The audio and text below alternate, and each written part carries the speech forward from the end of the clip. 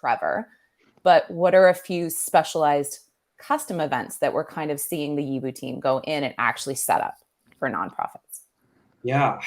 I mean, the great part about analytics, specifically universal analytics, is that it is incredibly flexible in what you're able to track as events. You know, we've done everything from, as Eric said, simple sort of e-commerce revenue tracking. Hey, how much money is actually being generated on a specific donation form, through to incredibly customized events like DIY registrations or additional gifts made during a DIY process, personal page donations, team page donations, ticketed event purchases, sponsorships. And, you know, some of our clients have chosen, just based on kind of their digital strategy, to focus on really granular pieces of information, things like information downloads or engagement mechanisms that exist on the website, quizzes, you know, video views, form submissions, whether that be FAQs or email signups. There's really no limit to what you're kind of able to track. And certainly we've kind of done our best to stretch the capability of the platform. Now, you know, a lot of this stuff, and I know there's a follow-up conversation to be had about GA4, but certainly this particular area in events and what is being tracked is categorically going to change for a lot of organizations as they start to transition from universal analytics into GA4. And certainly we've, with a few of our clients now, started that transition and have found a lot of success in kind of migrating, you know, I won't say a one-to-one, because there are certainly some things we're still trying to figure out, but for the most part have managed to find either a one-for-one swap or a workaround that seems to at least capture, you know, the major information that was being captured in universal analytics for a lot of these clients. Nice. Now, one question I have, just because I'm kind of new to this level of Google Analytics work for sure, and I'm learning as I go from the rest of the team, but have you ever, what's kind of like the max level number of customer events, or what's a large number? Have you ever seen a nonprofit, you know, tracking like 30, 40, 50? Like, what would be the highest number you've seen of custom events being tracked in Google Analytics? I mean, we typically don't go past, I would say, 15. Okay. You know,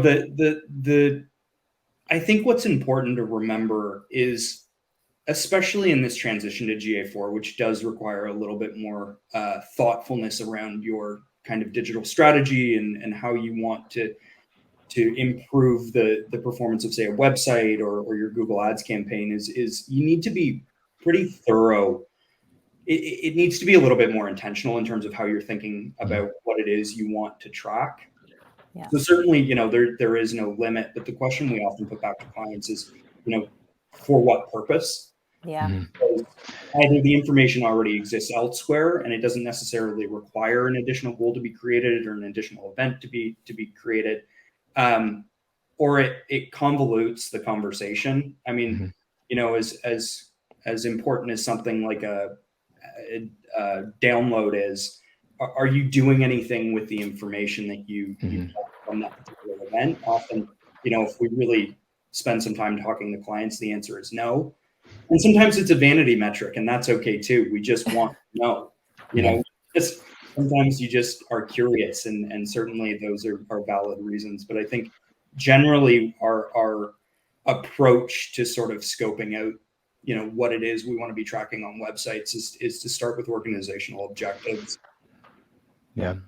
And I think to add to that, I mean, to your question, Tasha, like we have definitely, I mean, I've been working in analytics since I think 2000 and I want to say 6, which is maybe a little while. Actually, back then I got a chance to go to California and do my analytics certification, like in San Francisco, which was kind of cool, like in person and live, which they don't need to do anymore. The internet's kind of evolved since then, turns out.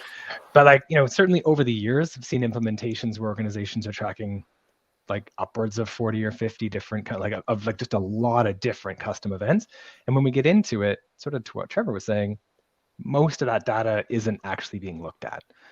You know, sometimes, and the thing to know about analytics is like you can set it up and then something can change, right? So you can have all of these, kind of unique customizations, but you do have to kind of keep an eye. Like if there's a change in your service provider, if they make an update to how something functions in their platform, or if Google Analytics makes a change in terms of how it does something, there is a little bit of maintenance, or that has to kind of be considered in these things as well. But you've certainly seen large volumes of kind of custom events.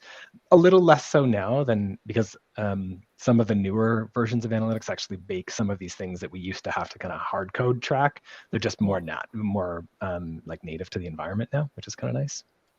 Nice. And I mean, so much of Google Analytics has really been built around that business process, where it's more like business to customer and tracking customers. And obviously there is much about a nonprofit that's very similar to a business, but with some nuances. Do you find that, at least in its current state, and we're going to talk about GA4 in a future session more, but in its current state, do you think that there is more customization that's required to truly empower nonprofits, with those custom events to kind of fill the gap of where nonprofits are not similar to other businesses? Some of the things that might, that wouldn't be natural maybe to other businesses, but well, I'm not even sure if that's right. But like advocacy actions would be something that, like if you want to track those, again, most advocacy platforms are going to have some reporting of their own. But if you want to understand, advocacy inside your sort of fundraising universe, or inside your larger web traffic universe, that would be something that might be a little out of the box for, or like a little unconventional in other sectors. I'm sure there's other examples as well, but that's sort of one that comes to mind.